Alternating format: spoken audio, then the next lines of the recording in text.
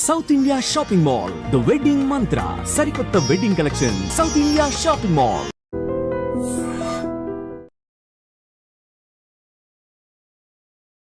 Self goal వేసుకుంటున్నాడో తెలీదు, American ఎకానమీకి సెల్ఫ్ డిస్ట్రక్టివ్గా తయారయ్యాడో తెలియదు, కానీ మొత్తానికి the whole world is talking about only one single person. ఆ విషయంలో అయితే మాత్రం సక్సెస్ అయ్యాడని చెప్పొచ్చు. ట్రంప్ రీసెంట్గా అనౌన్స్ చేసినటువంటి ఈ టారిఫ్ చేంజ్ పాలసీ గురించి, how the whole world is responding towards the big brother of the world అని చెప్పాలి. ఇన్ఫ్యాక్ట్ ఎలా రెస్పాండ్ అవ్వాలి అన్నదానికన్నా ఎలాంటి సునామీ వేవ్స్ క్రియేట్ చేస్తున్నాయి అన్నది మాత్రం is a better word I feel. And దీని గురించి మనతో మాట్లాడడానికి we have our geopolitical tsunami with us sitting with me today. Anil AKV గారు ఉన్నారు. హలో అనిల్ గారు, ఎలా ఉన్నారు sir? I'm good. Wonderful sir. Sir, Trump policies, tariff especially రీసెంట్గా అనౌన్స్ చేసినట్లుగా he has announced a trade war with the world. ఈ నేపథ్యంలో యుఎస్కి చైనాకి మధ్యలో గట్టిగా ఆ వార్ని కనుక ఫీల్ అయితే, ఇండైరెక్ట్గా ఇండియాకి సంబంధించి ఇండియన్ ఎక్స్పోర్ట్స్ కానీ లేకపోతే ఇండియాతో ఉన్న ట్రేడ్ని ఇండైరెక్ట్గా ఆ క్యాస్కేడింగ్ ఎఫెక్ట్ లాగా ఎలా రిఫ్లెక్ట్ అవుతుంది is what I wanted to start with. India will not get impacted. Will not get impacted. మరి స్టాక్ మార్కెట్స్ అన్ని కూలిపోవడం, గోల్డ్ రేట్స్ పెరిగిపోవడం.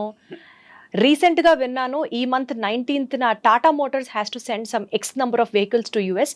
ఆ డీల్ మొత్తం క్యాన్సిల్ అయిపోయింది అని విన్నాను. America after cold war, there are two kind of wars which has happened in America. One is civil war, the other one happened with Cold War. Civil war అనేది మీకు 17th centuryలో that was happen during స్లేవరీని abolishment కోసం జరిగిన ఆ ప్రాసెస్లో they could able to amend their constitution where Abraham Lincoln was the torchbearer for it. First thing, they have taken something called as అక్కడ నుండి వాళ్ళు స్టెబిలైజ్ చేసుకున్నారు ఎకానమీని. సెకండ్ వరల్డ్ వార్ తర్వాత కోల్డ్ వార్ ఒకటి ఏర్పడింది. That was between first world countries and second world countries. First world countries are happen to be the NATO countries. ఈరోజు North Atlantic Treaty Organization మనం ఏదైతే అంటున్నామో ఇవన్నీ కూడా first world countries. Second world countries happen to be those countries which were the followers of Union Soviet Socialist Republic, erstwhile USSR.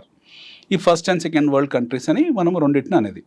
There were something called as third world countries, అంటే తటస్థ దేశాలు. ఈ first వరల్డ్కు second world సంబంధం లేని తటస్థ దేశాలు, India like kind of దేశాలు, non island countries, మనకు సంబంధం లేదు. Now let us keep India aside. Now let us go back to America.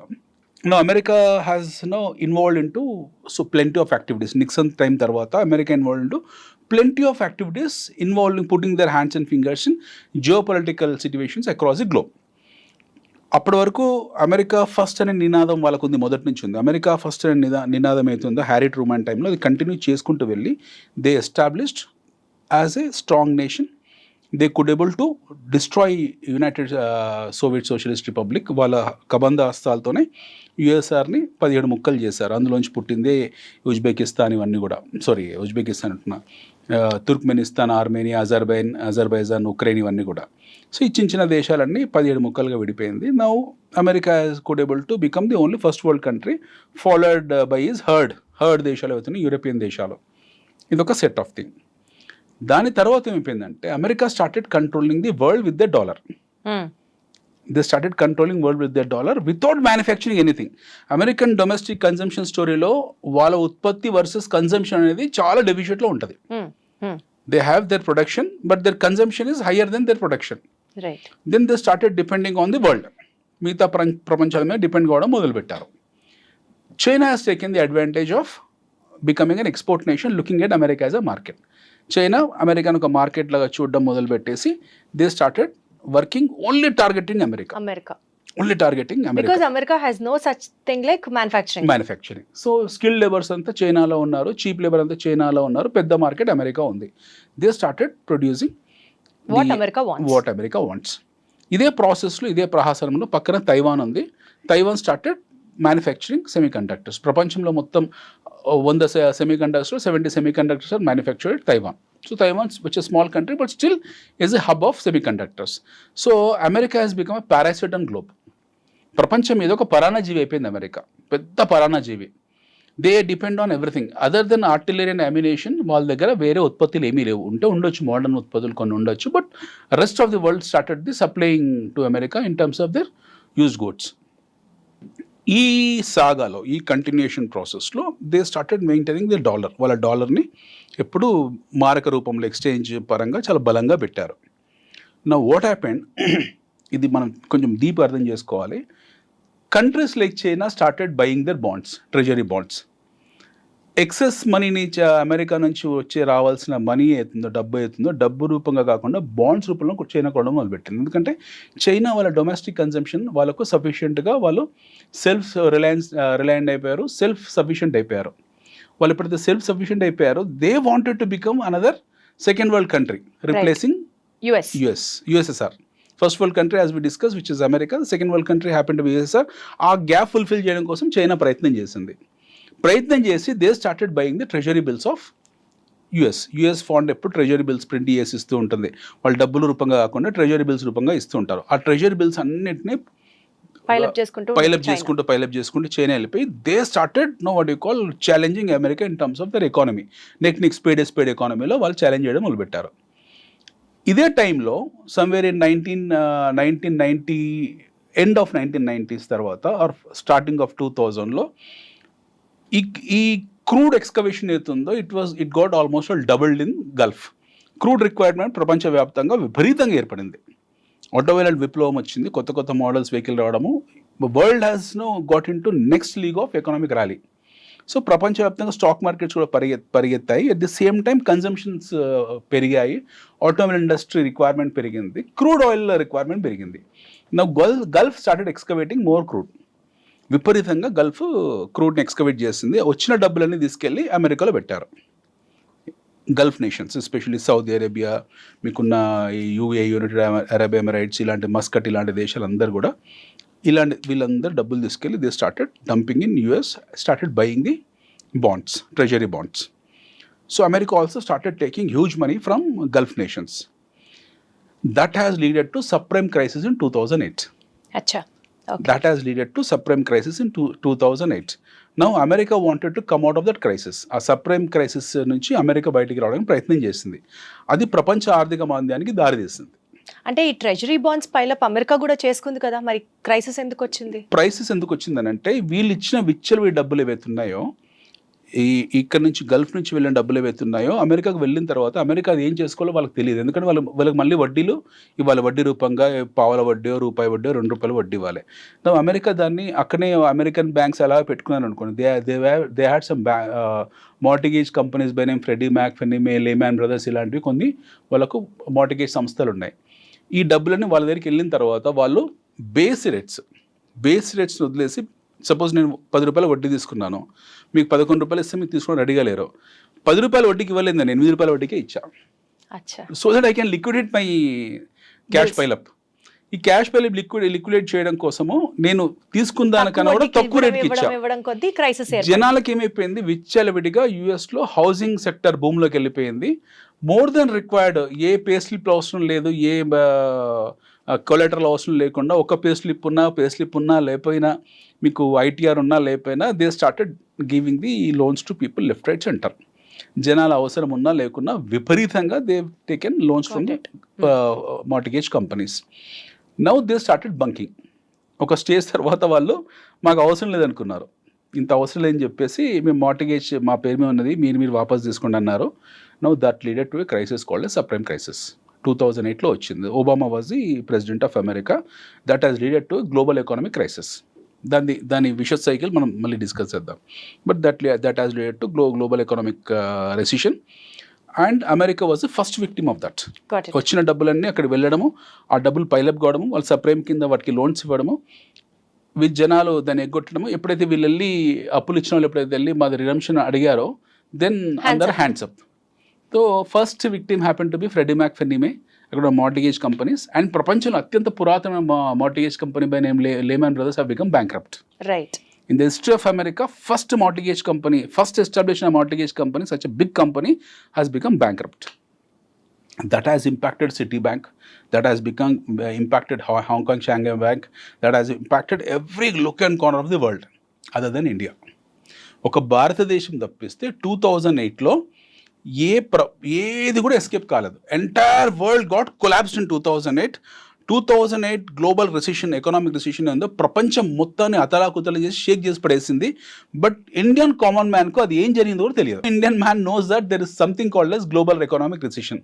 IT employees తెలిసి తప్పిస్తే మిగతా నాన్ ఐటీ ఎంప్లాయీస్ తెలియదు. అక్కడి నుంచి వచ్చేసిన ఐటీ ఎంప్లాయీస్ కి వాళ్ళకి మాత్రం తెలిసి తప్పిస్తే మిగతా కామన్ ఇండియన్ తెలియదు. Now I want to relate to the current regime, American regime and current crisis ని దాంతోనే రిలేట్ చేయబోతున్నాను.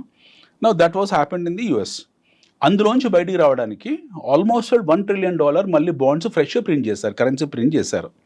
ఎవరు ప్రింట్ చేశారు? ఒబామా గవర్నమెంట్ ప్రింట్ చేసింది. Almost $600 billion at one tranche, $400 billion at second tranche. ఈ డబుల్ ప్రింట్ చేశారు. Most of the money which has been given as a bailout to the American companies, that bailout has not gone to the oil bonds. అది వాళ్ళ వరకే ఉంచేసుకున్నారు చాలా మటుకు. అదే మన ఇండియాలో అంటే పెద్ద స్కామ్ అని గొడవ నానా రచ్చ చేసి ఉండేవాళ్ళం. But in US most of the money is been return by the big corporates which was not been shelled out to the victims.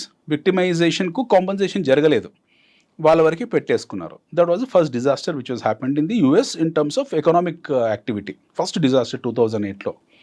అందులోంచి బయటికి రావడానికి వాళ్ళు మళ్ళీ అడిషనల్ బాండ్స్ ప్రింటింగ్ చేశారు, మళ్ళీ అడిషనల్ ట్రెజరీ బాండ్స్ ప్రింట్ చేశారు. సో మోర్ ఆర్లెస్ ఇలా print చేసుకుంటూ వెళ్ళినప్పుడు వాళ్ళ తాలూకు డాలర్ని ఆ డాలర్ డామినేషన్ పెంచడం కోసం ఆ డాలర్ వీళ్ళు ఇంకే ఎన్ని చేయాలని చేసుకుంటూ వెళ్ళారు. డాలర్ హెడ్జ్ అని, కరెన్సీ హెడ్జ్ అని, ఇవన్నీ అలాగ ఉంచారు. Then suddenly what happened one fine day, all entire US decided that they wanted to form as a second world nation by name EU. European Union లాగా ఫామ్ అవుదామని చెప్పేసి అందరు దేశాలు యూరోపియన్ యూనియన్ ఫామ్ అయ్యి ఒక కామన్ కరెన్సీ పెట్టుకుందాము, మన మారక ద్రవ్యం, మన కామన్ ఎక్స్చేంజ్ డినామినేటర్ కింద మనం ఒక EU కరెన్సీ తయారు చేసుకుందామని చెప్పేసి వాళ్ళందరూ కూడా they prepared and they formed as a EU. దాని somehow America could able to break it into pieces. Grexit అని గ్రీక్ బయటకు వచ్చేసింది, బ్రెగ్జిట్ అని బ్రిటన్ బయటికి వెళ్ళిపోయింది, ఇలా కొన్ని జరిగాయి. So that EU got broken into pieces, bits and pieces కింద మారిపోయింది. Again America could able to create the domination, could able to retain the domination. Now what happened in the US dollar domination అలా పెంచుకుంది. But China started exporting left, right, center to US and they started buying the American treasury bonds. ఒక barring India, most of the developed economies who are in supply chain mechanism to US in terms of their production have taken the bonds instead of currency. So our treasury bond redemption load ఒకటి US మీద ఉంది ఇప్పుడు. They have the treasury bond redemption load that could happen from Gulf, that could happen from China, that might happen from Europe. ఎవరి నుంచైనా ఆ ఒత్తిడి రావచ్చు. At the same time 1950s, I'm giving the background of the current issue. 1950s 1960లో మీకు after second world war తర్వాత 1945లో second world war end అయిపోయింది. With in span of 5-6 years ఇక్కడ Germany రెండు ముక్కలు అయిపోయింది. ఆ టైంలో east Germany, west Germany. East Germany was under the control of USSR, the west Germany was under the control of capitalistic nations. China, Japan which was a victim of pearl harbour again could able to regain it's glory. ఈ రెండు దేశాలు in terms of the technology went very aggressively. మీకు ఇక్కడ మర్సిడైల్, డైలమీర్ ఇలాంటి companies జర్మనీలో అగ్రెసివ్గా వెళ్ళడము, స్క్లంబర్జర్ లాంటి కంపెనీస్ అగ్రెసివ్ వెళ్ళడము, వీళ్ళు ఎస్టాబ్లిష్ కావడము వాళ్ళ ఎకానమీని బూస్టప్ చేస్తుంది. They had pileup of some 3,300 tons of gold ఎవరి దగ్గర? జర్మనీలో. Now Germany has a threat from Russia, from USSR. ఎప్పుడైనా వీళ్ళు మా మీద దాడి చేయొచ్చు, ఎందుకంటే Russia has a track record of grabbing of the treasures. Especially పిట్స్బర్గ్లో సడన్గా మాయమైన గోల్డ్ ట్రెజర్స్ కూడా ఉన్నాయి. పెద్ద రైలు వెళ్తుంటుంది హిట్లర్ది, రాత్రి మాయమైపోతుంది ఆ ట్రైన్. సో ఇలాంటి treasure hunting history, notorious history వాళ్ళకి స్టాలిన్కి ఉంది. సో ఆ భయం వల్ల ఏం చేశారంటే during the regime of Brezhnev, Stalin, this people got scared, Germans. Now they have decided to not mortgage, they wanted to put in a special custodian or with a special custody so that that particular treasure is safe. 1,200 టన్నులు తీసుకెళ్ళి 1960 కాలంలో యుఎస్లో పెట్టేశారు. 1,200 tons of gold has been deposited US ట్రెజరీలో పెట్టారు. దాన్ని fed treasury అంటాం దాన్ని. ఆ ట్రెజరీలో ఎప్పుడైతే వీళ్ళ గోల్డ్ ఉందో, ఇలాంటి గోల్డ్ పైలప్స్ చాలా ఉన్నాయి యుఎస్లో. నౌ ఆ గోల్డ్ ఎందుకంటే most of the currency is been printed on the deposits of the gold. So ఆ ధైర్యం మీద మళ్ళీ వాళ్ళు విచ్చలవిడిగా ట్రెజరీ బాండ్స్ ప్రింట్ చేసుకుంటూ వెళ్ళారు, అది కొలాటరల్ కింద. At the same time currency కూడా ప్రింట్ చేశారు. నౌ ఇది ఒక incident, this was happen. At the same time Japan started what you call producing automobile left right centre, and the greatest market happen to be the US. Japan కూడా similarly they have taken the US treasury bills, ఎందుకంటే Japan currency అవసరం లేదు, అది కూడా developed nation కాబట్టి. ఒకవైపు Gulf, ఒకవైపు German nations, Europe nations, Japan లాంటి nations, and the latest one happened to be China. Their entire exports were targeted US. US is a target landscape, and they started producing their products on target based and taking redemption in terms of dollars, in terms of treasury bills. Now what happened is, ఇది continue అయిన తర్వాత one fine day వీళ్ళ cost of manufacturing పెరిగింది. Now I'm coming to the అసలీ point, original పాయింట్కి వస్తున్నాను. రేట్లు పెరుగుతుంటే, inflation పెరుగుతుంటే, రకరకాల కారణాల వల్ల వీళ్ళకు కూడా కాస్ట్ ఆఫ్ మ్యానుఫ్యాక్చరింగ్ పెరిగింది. The countries who are supplying their material to the US, their cost of manufacturing got increased in terms of labor, in terms of capital, in terms of capital adequacy, in terms of working capital, in terms of supply chain, in terms of distribution, in terms of many other parameters. వీళ్ళది సడన్గా వీళ్ళకి పెరుగుకుంటూ వెళ్ళిపోయింది. They started imposing additional tariffs on the product. Finished goods మీద 10 రూపాయలు ఉండేది 11 చేశారు, 12 చేశారు, 13 చేశారు, 20 చేశారు. ఇది ట్రంప్కి ఇప్పుడు కాదు, 1980s నుంచే నచ్చట్లేదు, 1990s నుంచే నచ్చట్లేదు. Trump, let's divide Trump into two parts. One as a abstract nationalist. I don't say pseudo nationalist, but abstract nationalist. Second one happened to be individual businessman. So Trump is an illusion. Trump is in a hibernation that మా ప్రపంచంలో దేశాలు అందరూ వచ్చేసి మా అమెరికాని దోచేసుకుంటున్నారు, ప్రపంచంలో ఉన్న వాళ్ళందరూ వచ్చేసి అమెరికాని పీడించేస్తున్నారు, ప్రపంచంలో అందరూ మా వనరుల్ని పాడు చేస్తున్నారు, ప్రపంచంలో ఉన్న వాళ్ళందరూ మా మీద డిపెండెన్సీ పెంచుకున్నారు, మేమందరికీ సాయం చేస్తున్నాము, we are the god for the entire nation, మేము లేకపోతే ప్రపంచం లేదు అనేది ఒక సైకి డెవలప్ అయింది ఆయనకు. మీరు 1995లో ఆయన చూసుకుంటే అర్థమవుతుంది. ఆయన మాట్లాడిన మాటలు అవన్నీ కూడా, ఆ రికార్డ్స్ అన్నీ ఉన్నాయి. Everything is classified record, whatever you spoken in during 1980s and 1990s as a businessman. Trump incorporation company తాలూ డైరెక్టర్గా whatever he spoke on behalf of America, everything is been classifiedly recorded. So ఆయన ఆ mind సెట్లో ఉన్నాడు. Then he entered into politics, and from the beginning is talking that America first, make America great, ఇవన్నీ మాట్లాడుకుంటూ వస్తున్నాడు. Much before is the election, during his election campaign he said that I'm going to tariff the world. So ప్రపంచం ఎందుకు వాళ్ళకు, మిగతా ప్రపంచం supply chain మెకానిజంలో మిగతా వాళ్ళు ఎందుకు టారిఫ్లు పెంచారు, మిగతా వాళ్ళు ఎందుకు హయ్యర్ రేట్స్ పెంచుకుంటూ వెళ్ళారు అనే డ్యూ డిలిజెన్స్ కానీ, ఆ రికన్సిలేషన్ కానీ, కాస్ట్ అకౌంటెన్సీ కానీ చూడలేదు.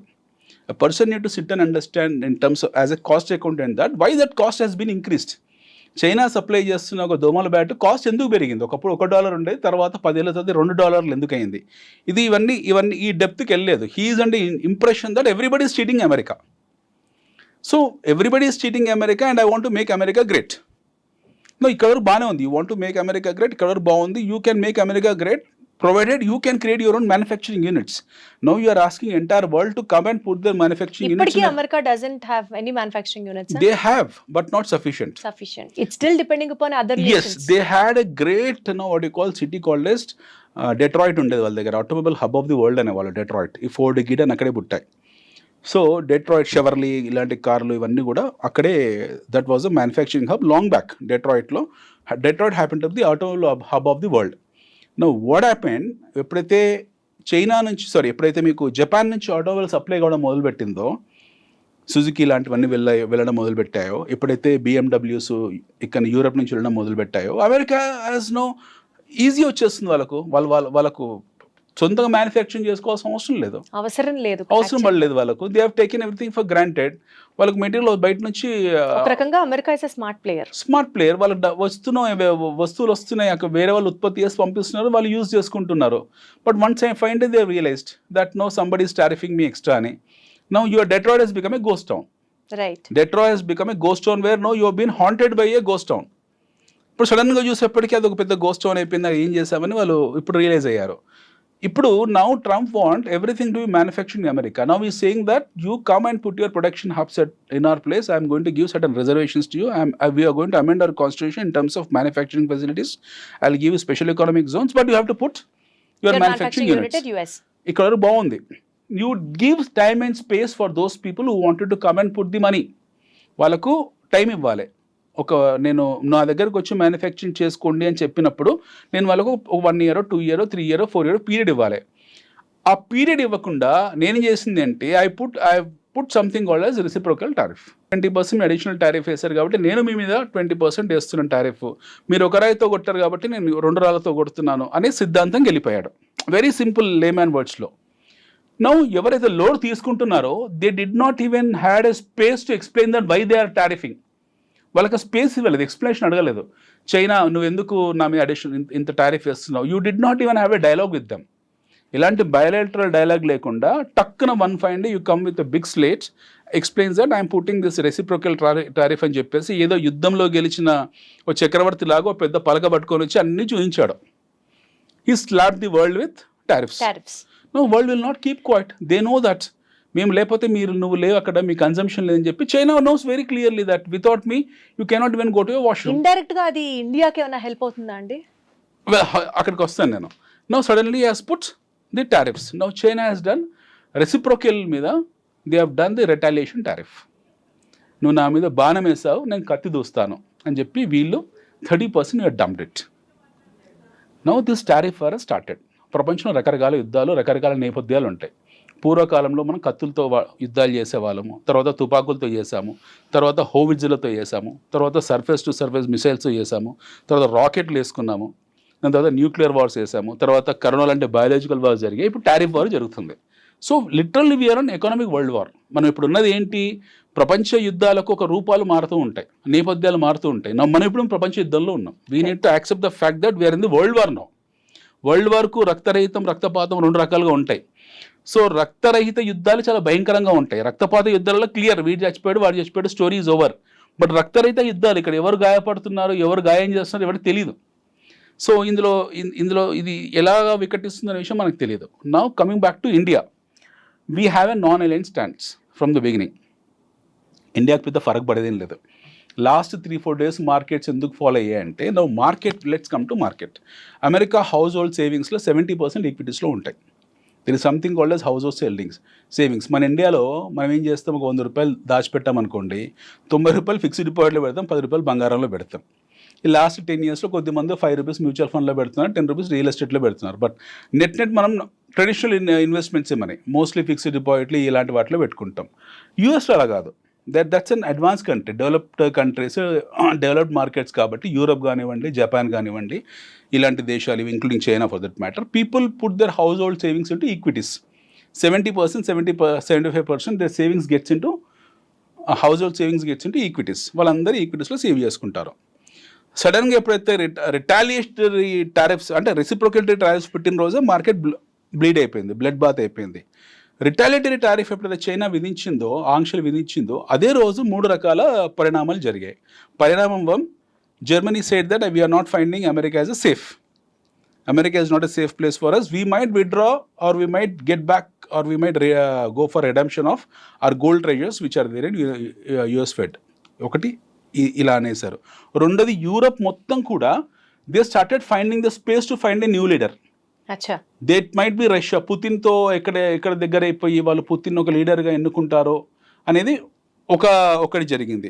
మూడోది, తటస్థంగా ఉన్న థర్డ్ వరల్డ్ కంట్రీస్ ఏవైతే ఉన్నాయో వాళ్ళు కూడా రిటాలియేట్ చేయొచ్చేమో వీళ్ళలాగా అని చెప్పి భయాలు. సో ఫ్రైడే రోజు జరిగింది బ్లడ్ బాత్, మండే రోజు బ్లాక్ మండే అవుతుందో ఇది మజిల్ బాత్. అంటే everything has been broken into bits and pieces. Now, how it has been broken into bits and pieces అంటే America lost almost 10 to 11 trillion US dollar market capitalization. ఒక రకంగా America కూడా అది నష్టమే. ఒక రకంగా కాదు, ఫస్ట్ విక్టిమ్ అమెరికానే. అది బ్యాక్ ఫర్ అయింది వాళ్ళకే. ఫస్ట్ బ్యాక్ ఫర్ అయింది వాళ్ళకే. మనం తారాజువా అంత గొప్ప ఎకానమిస్టులు, చదువుకున్న వాళ్ళు, ట్రంప్ ప్యానెల్లో వీళ్ళందరూ ఉంటారు కదండి. ఆ మాత్రం చిన్న మూమెంట్ ని కూడా వాళ్ళు గెస్ట్ చేయలేకపోయారా? మూర్ఖత్వం వర్సెస్ ఇంటెలిజెన్స్ 2 ఉంటాయండి. Every intellectual cannot be a what you call sane person, or every మూర్ఖుడు can not be a intellectual person. ఈ కాంబినేషన్ చాలా ఇంపార్టెంట్. ఒక బలమైన పిచ్చోడి సో ఇప్పుడు చేతిలో మీరేమంటారు, ట్రంప్ మూర్ఖుడా ఇంటెలెక్చువల్ పర్సనా? ఇంటెలెక్చువల్ మూర్ఖుడు అంటాను నేను. ఓకే, రెండు క్వాలిటీస్ కాంట్రాస్టింగ్ గా ఒకే మనిషిలో ఎలా ఉంటాయి సార్? అలాంటి ఇంటెలెక్చువల్ మూర్ఖుడు ఇంటెలెక్చువల్ ఎలా మూర్ఖుడు ఉంటారు మూడు ఉంటారు అలాగా. ఇంటెలెక్చువల్ ఇప్పుడు ఎగ్జాంపుల్ అయిననే కదా మనకు. ఇంటెలెక్చువల్ ఆయనకు బిజినెస్ మీద అవగాహన ఉంది, మూర్ఖమైన 2 నిర్ణయాలు తీసుకున్నాడు. He has not even given world space and time to think.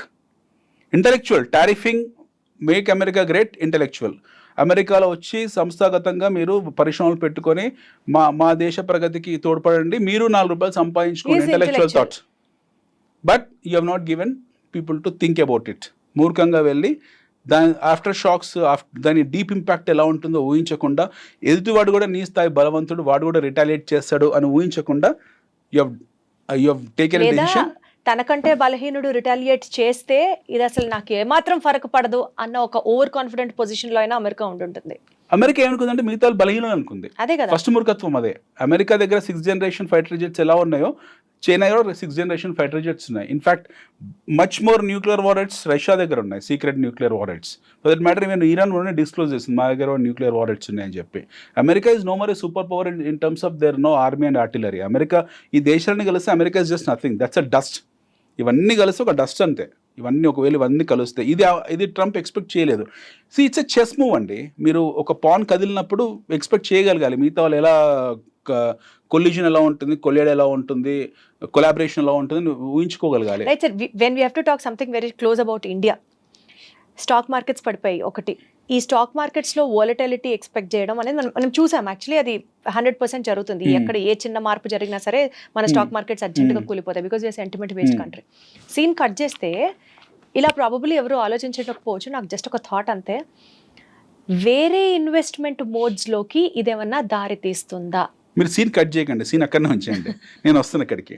No what happened, వీళ్ళు ఆ రోజు ఫ్రైడే ఉత్పాదన జరిగింది. America lost almost 10% to 10 to 12 trillion market capitalisation.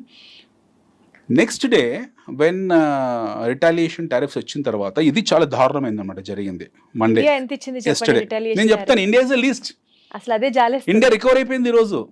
Wonderful. India is a least. Today is 8th April. I'm talking about yesterday, 7th April, which happened to be the Black Monday. Now 7th April 2025, ప్రపంచ మార్కెట్లో అతలాకుతలం అంటే blood and sand కలిసిపోయాయి. Everything got mixed, blood and sand got mixed. ఇక్కడ కొన్ని markets, for example US markets has fallen 7%. There are three major markets in US. One is Dow Jones, Wall Street అంటాం దాన్ని, Dow Jones, Nasdaq and S&P 500. ఈ మూడు collapse అయ్యాయి. 6 to 7% మధ్య ఈ మూడు కొలాప్స్ అయ్యాయి. నౌ కమింగ్ బ్యాక్ టు ఏషియాలో Taiwan market has been shut down on lower circuit. ఎందుకంటే సెమీ కండక్టర్స్ మీద టారిఫ్ పెట్టాడు కాబట్టి వాళ్ళు భయపడిపోయి ఆ మార్కెట్ లోయర్ సర్క్యూట్ పడిపోయింది, 20% డౌన్ అయిపోయింది. దాన్ని షట్ డౌన్ చేశారు కాసేపు. అంటే market has been shut down, which was we have seen this shut down during subprime crisis. 2008లో చూసాం షట్ డౌన్స్ అనేవి. మళ్ళీ ఆ బంపర్ ఆఫర్ మన ట్రంప్ 2015లో ఇచ్చాడు ఆఫ్టర్ 17 years. యూరప్ మార్కెట్స్లో FTSE major market which is UK market, బ్రిటన్లో ఉన్న లండన్లో ఉన్న స్టాక్ ఎక్స్చేంజ్ని FTSE అంటాం, ఫుట్సీ అంటాం. దట్ గాట్ ఫినిష్డ్, అదొక 8-9% పడిపోయింది. ఫ్రాన్స్ క్యాక్స్ అంటాం మనం, అది ఫినిష్డ్. జర్మనీ మార్కెట్ డాక్స్ అంటాం, DAX, అది finished. 7-8, I'm talking about 7, 8, 9, 10%. No let's come back to Nikkei Japan market, అదొక 12%, that got 14%, that got finished. Shanghai, that got finished almost at 10%. Now go to Hong Kong, that got finished, అది 17%, 18%, which is 17 years low. 17 years ప్రగతిని one night finish అయిపోయింది. KOSPI which is south Korean market, that got finished. అన్ని 7 to 20% మధ్యలో collapse అయిపోతే India was around 3.5% collapse. We lost about 20 lakhs of market capitalization, but it almost 50% recovered today. ఎందుకు మనము recover కాగలిగాము? Why we could able to recover so quickly? Why we have not been thoroughly affected? Global ఎకానమీస్లో ఏంటంటే అన్ని cascading effects ఉంటాయి అన్నిటి కూడా, but ఈ కాయిల్ డౌన్ స్పైరల్ ఎఫెక్ట్స్ ఉంటాయి. ప్రతిది కూడా everything coils down as a spiral effect which will have a deeper impact on each and other nation.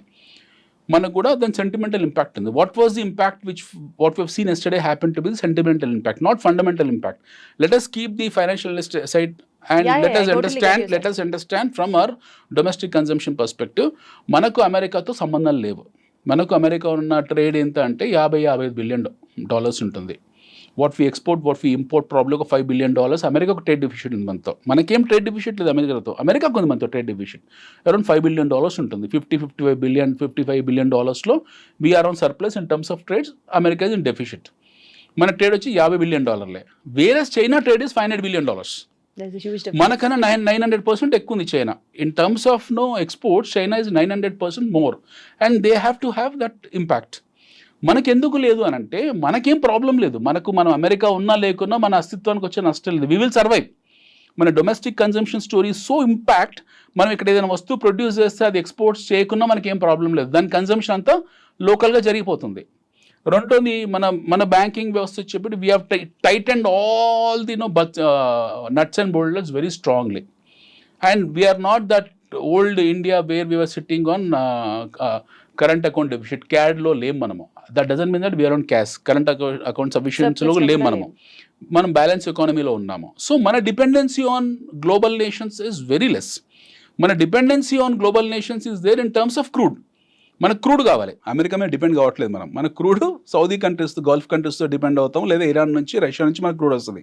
The same crude again we're supplying to America. So India doesn't produce any crude but we market crude to other countries and we make hell lot of dollars on that. మనకు చాలా డబ్బులు వస్తాయి అందులో. India makes big money in terms of crude trade.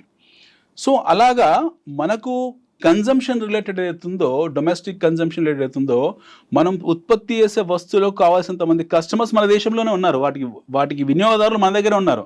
But చైనాకు ఆ పరిస్థితి కాదు. చైనాలో 100 కోట్ల జనాభా ఉంటే వాళ్ళు 300 కోట్ల జనాభాకు ఉత్పత్తి చేస్తారు, 100 కోట్లు వాళ్ళు కన్జ్యూమ్ చేసుకుంటారు, 200 కోట్లు ఎక్స్పోర్ట్ చేస్తారు.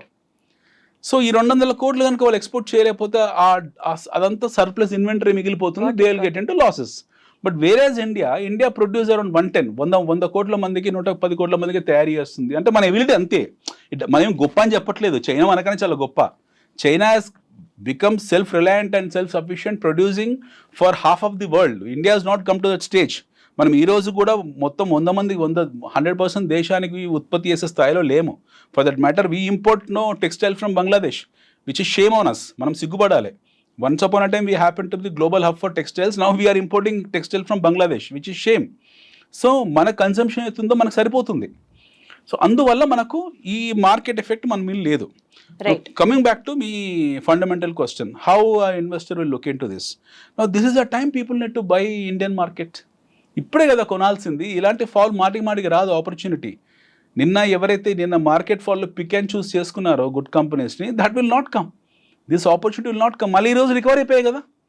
ఈరోజు మీకు ఎన్బిఎఫ్సి సెక్టర్ అవుతుందో, non banking financial companies, banking, defence sector, all the sectors record huge today.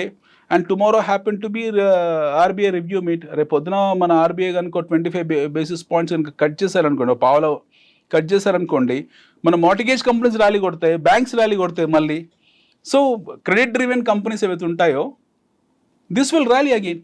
So nothing to worry about India. We have to worry about America.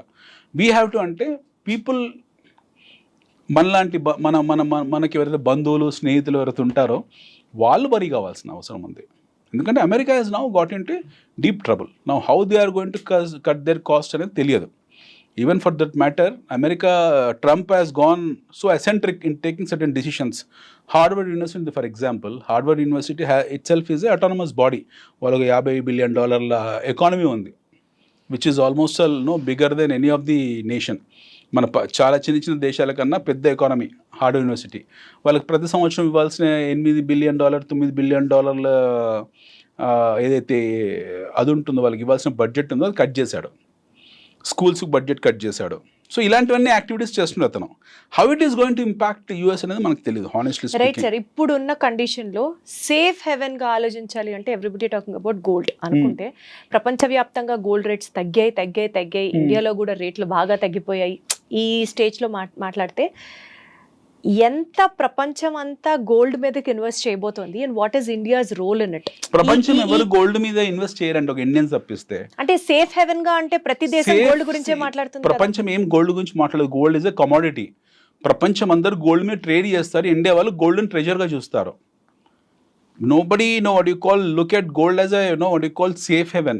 World లో ప్రపంచంలో there are two kind of economies. One happen to be a developed economy, DE అంటాం. రెండోది emerging markets, EMs అంటాం.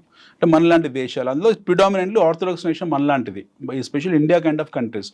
మనకు మాత్రమే gold precious, మిగతా వాళ్ళందరికీ hedge అది. ఫర్ ఎగ్జాంపుల్ అమెరికా ఉంది, most of the gold in America happen to be gold in which is in ప్రతి దేశానికి గోల్డ్ రిజర్వ్స్ చూపించి మా దగ్గర ఇంత గోల్డ్ ఉంది, ఇంత గోల్డ్ అది ఉంది, ఎకానమీ, అది కంట్రీ చేస్తుంది. I'm talking about individuals. లేదు నేను యాజ్ అ కంట్రీ గురించి మాట్లాడుతున్నాను. మన దగ్గర కావాల్సిన రిసోర్స్ ఉంది, మనకేం ప్రాబ్లం లేదు. We have ample resource with us. We have huge అంటే reserves. ఇప్పుడు బంగారం రేటు పడిపోయి ప్రతి ఒక్కళ్ళు గోల్డ్ మీద తీసుకోవాలి అని అనుకున్నా సరే భారతదేశంలో అంత సప్లై ఉంది అని బంగారం ఎంత పడింది? యాజ్ సచ్ గా ఇట్ ఇస్ ఓన్లీ 3% తగ్గిందని ఇవాళ రోజుకి. బట్ ఓవరాల్ గా రాబోయే ఫ్యూచర్ లేదో చెప్తున్నా కదా సార్, 40% తగ్గిపోతుంది. ₹1,00,000 ఉండే ధర కాస్త 50,000కి వచ్చేస్తుంది. అలా ఏం జరగదు, అట్లా ఏం జరగదు, అలా ఎప్పుడు జరగదు. గోల్డ్ నో ఇలా గోల్డ్ మీరు ఎప్పుడు లాస్ట్ అంటే కొంచెం అత్యాస కొద్దీ అడుగుతున్నాను, ఒకవేళ అలా జరిగినా భారతదేశం దగ్గర కావాల్సినంత బంగారం నిల్వలైతే ఉన్నాయా అన్నది నా ప్రశ్న. మన దగ్గర పిచ్చి ఉంది గోల్డ్, అన్ఆడిటెడ్ అకౌంట్ గోల్డ్ ఇంకా ఉంది మన దగ్గర. Gold no there are two kind of golds, one audit gold happen, the other one happen to be unaudit gold. So మన దగ్గర అన్ఆడిట్ గోల్డ్ ఎంత ఉందని సంగతి ఎవరికి తెలియదు. ప్రపంచంలో biggest happen to be India in terms of gold. Unaudit gold మన గుళ్ళల్లో టెంపుల్లోనే కొన్ని వేల టన్నులు ఉన్నాయి. I'm talking about Germany having 1,200 tons of gold which is been deposit in America. అలాంటి మన దగ్గర టెంపుల్స్లో ఉంటాయి. So we should not worry about gold reserves. మన దగ్గర కావాల్సిన గోల్డ్ రిజర్వ్స్ ఉన్నాయి. There was situation where India is mortgage at gold in London bank. ఒక టైంలో మన దగ్గర చాలా దారుణంగా ఒక పూట తినలేని పరిస్థితిలో మన దగ్గర ఉన్న బంగారం నిల్వలు తీసుకెళ్ళి లండన్లో బ్యాంకులో పెట్టి మనం అప్పులు తెచ్చుకున్నాం. ఇప్పుడు ఆ పరిస్థితులు లేము, మనం అప్పులు ఇచ్చే పరిస్థితిలో వచ్చాం. మాల్దీవ్ వచ్చి మన దగ్గర మనం $500 million తీసుకుని వెళ్ళాడు. ప్రపంచంలో అందరూ రియలైన్ అవ్వండి, మ్యానుఫ్యాక్చరర్స్ అందరూ అమెరికా వచ్చి అక్కడ బిజినెస్లు స్టార్ట్ చేయండి, మీ మ్యానుఫ్యాక్చరింగ్ యూనిట్లు పెట్టండి అంటున్న ఈ ట్రంప్ ప్రొటెక్షనిస్టిక్ స్ట్రాటజీ ఏదైతే ఉందో, ఇండియా బిగ్గర్ మ్యానుఫ్యాక్చరింగ్ యూనిట్ గా ఇవాల్వ్ అవ్వడానికి ఇది ఒక అడ్డుకట్టు లాగా చూడొచ్చా మనం? బికాస్ మనకి అమెరికాతో ఎప్పుడు పోటీ లేదు, బట్ ఇప్పటికీ అమెరికాలో మ్యానుఫ్యాక్చరింగ్ యూనిట్స్ లేవు కదా చాలా వరకు పోల్చుకుంటే. ఇండియా కాదు, అమెరికాలో ఎప్పటికీ మ్యానుఫ్యాక్చరింగ్ యూనిట్స్ అంటే ఇప్పుడు ట్రంప్ పిలువగానే ఎవరు వెళ్ళరండి. ఆయన ట్రంప్ ఉండేది ఇంకా 3 సంవత్సరాలే. ఆల్రెడీ ఇప్పుడు ఆయన వచ్చే 4 సంవత్సరాల టర్మ్ లో 6 నెలలు అయిపోయింది. 6 నెలల్లో వాళ్ళ దేశాన్ని, ఇండియా అయితే ఎదుగుతోంది అని మనం మాట్లాడుకుంటూనే ఉంటాం కదా, ఎమర్జింగ్ ఎకానమీ ఇంకో 30 ఏళ్ళు మాట్లాడుకుంటాం మనం. అలాగే that is safety. No way US is competitive to India. No way competition to India, at least in terms of becoming a manufacturing hub. మనం already manufacturing hub. That's what ఇండియాకి. అందుకనే ఈ స్టేట్ లో ట్రంప్ పిలిచిన వెంటనే మేబీ అందరూ రియలైన్ అయిపోయి అక్కడికి వెళ్ళి మ్యానుఫ్యాక్చరింగ్ యూనిట్ స్టార్ట్ చేస్తే. I wish dollar should hit 100-120. I wish personally to dollar to hit 100-120. Where when dollar will hit 100 to 120, you will have lot of flood of money coming to India. Right. Flood of money coming to India. Probably dollar hit అందరూ అనుకుంటారు, dollar hit కాగానే ఇక్కడ నుంచి foreign investments అందరు వెళ్ళిపోతారు బయటగా అనుకుంటారు. That is the other way round. అలా జరగదు. When dollar hits, ఎలా చెప్తారు జరగదని? జరగడానికి ఆస్కారం 100% ఉంది కదా. డాలర్ రేటు పెరిగితే ఇండియాకి వచ్చే ఇన్వెస్ట్ చేస్తారు అన్నది one side of the story what you're talking about. But when dollar is becoming stronger day by day, maybe the whole world is looking at America, why not we to get in to that అని ఎందుకు అనుకోరు? See, there are dollar denomination. ఇండియాకు ఒక rate ఉంటుంది, చైనాకు ఒక rate ఉంటుంది, పాకిస్తాన్కు రేట్ ఉంటుంది, గల్ఫ్కో రేట్ ఉంటుంది, యూరోప్కో రేట్ ఉంటుంది. But when we take it as a common exchange ఎప్పటికీ మన దగ్గర $100 ఉందనుకోండి, you look at dollar from 50 to 87. What were Indian investments? When was a time we have seen dollar at 50? Somewhere in 2012 అనుకుంటా. Somewhere in 2011, 2012 50 ఉండేది.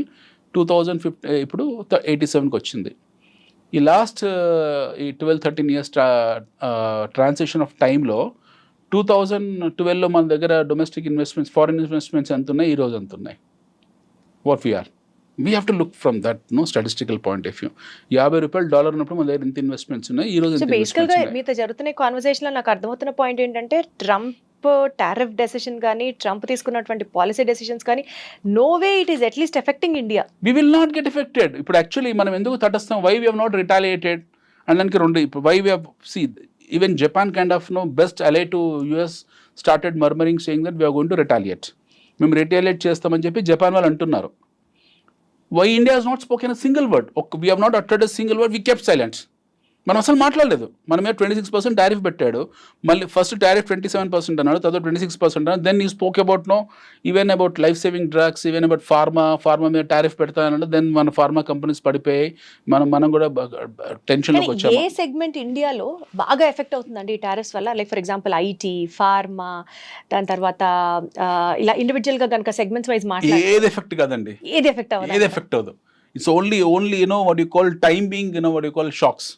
These are just nothing but after shocks of Trump action. ఏ sector effect కాదు, even IT కూడా effect కాదు. People think that IT will get affected. IT కూడా effect కాదు, even pharma కూడా effect కాదు. Why? Because there is something called as వాడు inherent tariff. టారిఫ్లు 2 రకాలుగా ఉంటాయి. People get confused. 2 రకాల tariff. One is inherent tariff, the other one is retaliatory tariff. Inherent tariff మనం ఎంచుకుంటాము. We will not talk about retaliatory tariff. China has been outspoken about their retaliatory tariff because China is very strong economical and in terms of the arms and ammunition as well as military పరంగా China is very strong. వాళ్ళకి ఆ ధైర్యం ఉంది అనడానికి, నువ్వు నా మీద tariff వేస్తే నేను నీ టారిఫ్ వేస్తానని. ఎందుకంటే ఇద్దరి మధ్యలో ట్రేడ్ వార్ జరుగుతుంది. నెక్ టు నెక్ ఉన్నారు వాళ్ళు. నెక్ నెక్ ఉన్నారు. China stronger economy than US economy. మనం let's be very practical. Right, మనం చాలా ప్రాక్టికల్గా ఉండాలి. చైనాతో కంపేర్ చేసుకుంటే America is no way. Right. అమెరికాలో ఉన్న రోడ్లు ఈ రోజు ఎప్పుడో 1960 పాత బీసీ కాలం నాటి మిస్సమ్మ మాయాబజార్ కాలం నాటి రోడ్లు. ఏదో అక్కడ మన హైదరాబాద్ హఫీస్పేట్లు వేసుకున్నట్టు మీద వైట్ వాష్ చేస్తారు. అంతే తప్పిస్తే ఏమీ లేవు అక్కడ అమెరికాలో. అమెరికా వాడుతున్న రైల్ ఇంజన్ కూడా ఎప్పుడో పాతకాలం రైల్ ఇంజన్లో. I'm telling you need to ask a question to any of the NRI. When did you see a last new airport in America? When did you see a new stadium in America? So America spends most of the tax payers money on involving into bilateral issues. వాళ్ళ డబ్బులు, tax payers డబ్బులు, లేదా trade డబ్బులు అన్నీ తీసుకెళ్ళి మిగతా దేశాల్లో కుమ్మరియని తప్పిస్తే వాళ్ళు స్వతహాగా వాళ్ళ దేశాన్ని అభివృద్ధి చేసుకుంది ఏమీ లేదు అక్కడ. China is not like that. China is beyond America's imagination. China now running on 600 speed 700 speed MPH trains మీద బతుకుతున్నారు చైనా వాళ్ళు. చైనాలో స్కై క్రాపర్స్ ఉన్నాయి. చైనాలో మీకు you just cannot, America cannot imagine ఆ 3 gorgeous 6 gorgeous ఏదో అట్లాంటి ఒక పెద్ద డ్యామ్ కట్టడానికి చైనా ఊహించలేదు. చైనా కట్టిన ఒక డ్యామ్. బేసికల్ గా ట్రంప్ అనౌన్స్ చేసిన టారిఫ్ కి కాదు ఇండియా భయపడాల్సింది, చైనా ఏ రకంగా రిటాలియేట్ చేయబోతోందో will be the next threat to the whole world, not only to India. China and India has become a good allies these days. At least last 4-5 months లో మనం disengagement, మన army ఆ రకంగా కూడా at least we should be safe. Yes, మనం army, China ఏం చేసిందంటే, China is a very smart country. వాడికి ఎప్పుడైతే థ్రెట్ వస్తుందో, ఎవరైనా ఫర్ దట్ మ్యాటర్ బయలెటరల్ ఇష్యూస్లో ఏమవుతుందంటే, జియో పాలిటిక్స్లో they become close to the next neighbour. మనకు ఇప్పుడు సమస్య వచ్చింది, మనం ఏం చేస్తాం, ఫస్ట్ మన ఇంటి పక్కన కూడా తలిపే తడతాం మనం. అలాగే చైనా సమస్య రాగానే చైనా ఏం చేస్తారు, మన దగ్గర చైనాకు మనకు బార్డర్లో ఇష్యూ ఉంది, చికెన్ నెక్లో. ఆ విషయానికి వస్తే చైనాకు ప్రపంచంలో అందరితో ఇష్యూస్ ఉన్నాయి. సో మన దగ్గర ఇష్యూ రాగానే వాళ్ళు ఆర్మీని డిసెంగేజ్ చేశారు. They have withdrawn their army. Most of their army has been withdrawn. వాళ్ళ దగ్గర 6th generation ఫైటర్ జెట్స్ కూడా తీసేశారు, బేస్ తీసేశారు అక్కడ నుండి. We also disengaged. సో మన మధ్యలో ఇప్పుడు కొంచెం రిలేషన్షిప్ పాజిటివ్గా ఉంది. సో ప్రస్తుతానికి మన మధ్యలో థ్రెట్ లేదు. చైనాకి ఇండియాకి as of no there is no threat. చైనాకి ఇండియాకు మన ట్రేడ్ వార్ కూడా మనకి ఏమీ లేదు. We are quite comfortable in terms of our trade. So issue వచ్చేసి ఏంటంటే, చైనా అమెరికా మధ్యలో ఇప్పుడు world is now suffering. America target was purely China, it was not other countries. ఆ లిస్ట్లో వాడు 185 దేశాలు యాడ్ చేసుకున్నాడు. Most funniest thing is China sanction even Russia, China sanction even Iran. This countries don't even supply sand. వీళ్ళు కనీసం ఇసుక కూడా వాళ్ళకి సప్లై చేయరు, అంటే ఎక్స్పోర్ట్ లేదు, ఎందుకంటే వాళ్ళ మీద శాంక్షన్స్ ఉన్నాయి. Russia won't supply anything to America, Iran won't supply anything to America because they has been sanction. చిన్న దేశాలు, 10,000 జనాభా ఉన్న దేశాలు, 20,000 జనాభా ఉన్న దేశాలు అసలు they don't supply, they don't even manufacture, they don't have anything. వాళ్ళని కూడా టారిఫ్ వేసారు. అంటే there are 204 countries on this earth. ఈ భూమి మీద 204 దేశాలు ఉన్నాయి. ఐడెంటిఫైడ్ రికగ్నైజ్డ్ UN రికగ్నైజేషన్, ఐక్యరాజ్య సమితిని గుర్తించిన దేశాలు 204 ఉన్నాయి. అందులో 185 కరెన్సీలు ఉన్నాయి. 185 countries has been recognized. So Trump has tariffed all these 185 countries currencies. Now imagine, మనం ఫస్ట్ అనుకున్నాం కదా ట్రంప్ అసెంట్రిక్ ఎందుకునంటే ఇందుకే, అంటే ప్రపంచంలో ప్రతి కరెన్సీని అతను టారిఫ్ చేశాడు. నువ్వు రిటాలిటరీ టారిఫ్స్ ఎవరైతే చేస్తున్నారో, మనం ఇందాక అనుకున్నట్టు చైనా వాళ్ళు చేశారు. We will not do retaliatory tariff, we will do inherent tariff. Inherent tariff అని అంటే what we will do is we will fix the price. మనకి పెట్టిన టారిఫ్ ఏది ఉంటుందో ఆ టారిఫ్ని ఆ ప్రోడక్ట్లో మిక్స్ చేసేస్తాం, కలిపేస్తాం. సపోజ్ మన మీద 26% టారిఫ్ వేసాడు, ఆ 26%ని మనము ఈ ప్రోడక్ట్లో యాడ్ చేసి అదే ప్రోడక్ట్ మళ్ళీ వాళ్ళు పంపించేస్తాం. సో టారిఫ్ 2 రకాలుగా ఉంటుంది, రిటాలిటరీ tariff, and the inherent tariff. Inherent is a coercive tariff. The tariff got it. we'll have zero impact on this. Especially life-saving drugs are drugs indispensable from their lives. కాబట్టి మనకు వచ్చిన problem లేదు ఆ tariff వార్లో. So వాళ్ళు accept చేస్తారు. ఇంకోటి మనకి ఏంటంటే ఈ నవంబర్ డిసెంబర్లో we have some bilateral meetings. We have some commerce meetings with America in terms of lot of other activities. మనకి స్పెషల్ వాళ్ళతో కొన్ని ట్రేడ్ యాక్టివిటీస్ ఉన్నాయి. మనం లాస్ట్ టైం మన పిఎం వెళ్ళినప్పుడు మాట్లాడుకొని వచ్చారు ఆయన. సో అందువల్ల మన దగ్గర రాలేదు. And at the same time US is now looking India as a most important ally for them. So వాళ్ళు మళ్ళీ కౌంటర్ బ్యాలెన్స్ చేసుకోవాలి చైనా నుంచి అని అంటే mostly they might call support India in terms of more manufacturing. So let's be positive about the move. We have to be positive, and that's how Apple has come. China నుంచి Apple 100% shift of technology ఎందుకు జరుగుతుంది అంటే అందుకే జరుగుతుంది. Why France is giving 100% transfer of technology for the Rafale అంటే అందుకే జరుగుతుంది. So India has been identified and looked at as the most important nation on this globe. And we are no what you call, మనము people make funny విశ్వగురు అన్నప్పుడు మనం lot of people made memes on honourable PM, but exactly we are Vishwaguru for on certain reasons, on certain parameters, on certain things. We are definitely, what you call, involved into so many things. ఈ Russia Ukraine విషయంలో కూడా మనం మధ్యవర్తిత్వం వహించమన్నారు. Such a big battle which is happening in central Europe. మనల్ని అడిగారు, they asked us, why don't you come and interfere in our war అని చెప్పి. But still we have taken an all and stands and we kept అవే. ఇక్కడ మన ఇద్దరికి స్నేహ సౌరభాలు ఉన్నాయి. So that way మనకు వచ్చిన నష్టం ఏం లేదు. We should not worry. At least interview ద్వారా నాకు ఒక పాయింట్ ఉన్నాయి. అల్లకల్లోలం అయిపోతుంది, మనుషుల్ని ఆర్టిఫిషియల్ ఇంటెలిజెన్స్ రీప్లేస్ చేసేస్తుంది. America is going to crash the whole world. It's going to emerge out as the indispensable power. ఈ మాటలన్నీ వింటుంటే భయం వేస్తుంది, కానీ మీతో మాట్లాడిన తర్వాత ఇప్పుడైతే కొంచెం కాన్ఫిడెన్స్ వచ్చింది. లైక్ ఇండియా ఎలాంటి నష్టం లేదు. మీరు తక్షణం చేయాల్సిన ఒక డిమాట్ అకౌంట్ ఓపెన్ చేసుకోండి. ఇలాంటి క్రాష్ ఓపెన్ అయినప్పుడల్లా ఇండియన్ స్టాక్స్ కొనుక్కుంటూ వెళ్ళండి. Now your point, Indian stocks you have to buy Indian companies. మన డొమెస్టిక్ కన్సంప్షన్ స్టోరీస్లో ఎన్నో కంపెనీస్ ఉన్నాయి, వండర్ఫుల్ కంపెనీస్ ఉన్నాయి which has got very strong balance sheets. ఇలాంటి మంచి కంపెనీస్ కొనుక్కోండి. And no whenever you have to enter into the Indian stock market. Yes. Whenever America is suffering, whenever there is a cascading impact on Indian markets, whenever Indian markets fall, it is a golden opportunity. And golden opportunity coming and knocking your door to go and buy it. మీరు immediately కొనుక్కోవాలి. So what happened yesterday, people who bought made about 4-5% today. మనం gold 3% fall గురించి మాట్లాడే క్యూలు కడతారు. అబ్బా gold 300 3% పడింది కదా అని చెప్పేసి ఈరోజు అందరూ గోల్డ్ షాప్లో క్యూ కట్టుంటారు. But yesterday people who would have bought made 7%, 8%, 10%. And imagine, this is a time. And this is a time.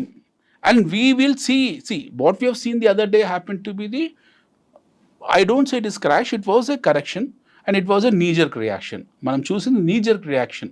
ఆ knee-jerk reactionలో ప్రపంచం అంతా 20%, 15%, 10% పడ్డప్పుడు knee-jerk reaction 3% ఉంది. This 3% will not go 5-6%. అది జరుగుంటే ఈరోజు జరగాలి. సో ఇలాంటి ఆపర్చునిటీస్ మాటికి రాదు. వీఆర్ వెరీ స్టేబుల్ ఎకానమీ, మనం భయపడాల్సిన అవసరం లేదు. అండ్ మోర్ ఆర్ లెస్ కొత్తగా కొత్తగా స్టాక్ మార్కెట్లోకి పెట్టాలి అనుకునే వాళ్ళకి మీరు ఇది రైట్ టైం అని అంటున్నారు. ఆల్రెడీ పెట్టి క్రాష్ అయిపోయిన వాళ్ళకి నాట్ టు గెట్ డిస్హార్టెండ్ అని ఏమైనా చెప్తారా? హ్యాపీగా ఇంకా డంప్ చేయండి, డబ్బులు ఇంకా డంప్ చేయమంటారా? డంప్ చేసేయండి. If you are what you call a serious long term investor, if you wanted to buy more stock, you tomorrow morning, రేపు పొద్దున్న లేవగానే okay, tomorrow all your losses will be recompensated. మీరు and additional గా డబ్బులు dump చేసుకుంటూ వెళ్ళండి. Next 1-2 years మీరు accumulate చేస్తూనే ఉండండి. You accumulate as much as possible. there are huge travel we have to do. అసలు మన ప్రయాణం మొదలైంది నిన్న మననే కదండి. 33-34 years ప్రయాణం మనది. అమెరికన్ మార్కెట్స్ క్రాష్ అవ్వడానికి రీజన్ ఉంది because that is a 300 old years economy, 3 centuries economy. ఇది మన 3 decades ఎకానమీ. మన ప్రయాణం మొదలైంది 1991 తర్వాత. Our journey has started in 1991 after new economic reforms. Got it, sir. Absolutely. Fine. We are just 30-34 years old. మనము స్వాతంత్రం 8 years అని చూడొద్దు. మన స్వాతంత్రం స్టార్ట్ అయింది 1991 తర్వాత. 34 years old. మన ప్రయాణం జస్ట్ 34 ఏళ్ళు మాత్రమే. So long way to go. Very long way to go. Very long way to go. Wonderful, sir. So ఈ టైంలో ట్రంప్ టారిఫ్ని మనల్ని ఎలా ఎఫెక్ట్ చేస్తుంది అని భయపడకుండా స్టార్ట్ ఇన్వెస్టింగ్, అనిల్ గారు చెప్పినట్లుగా into stock markets and make profits out of it. Thank you so much Anil garu. Wonderful talking to you. Thank you.